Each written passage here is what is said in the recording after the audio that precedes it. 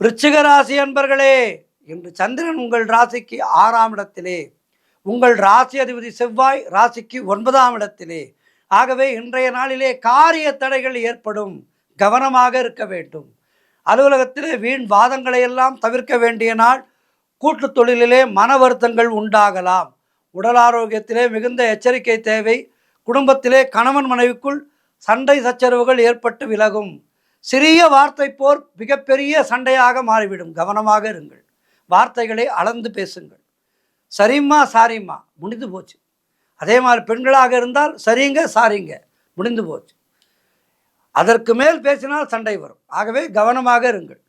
நண்பர்கள் உறவினர்கள் மூலம் அனுகூலம் உண்டாகும். திருமணம் போன்ற சுபகாரிய பேச்சுவார்த்தைகள் சற்று தாமதமாகும்.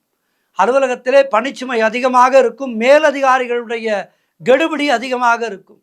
தொழில் மற்றும் வியாபாரத்திற்காக புதிய முதலீடுகளை புதிய முயற்சிகளை தவிர்க்க வேண்டிய நாள்.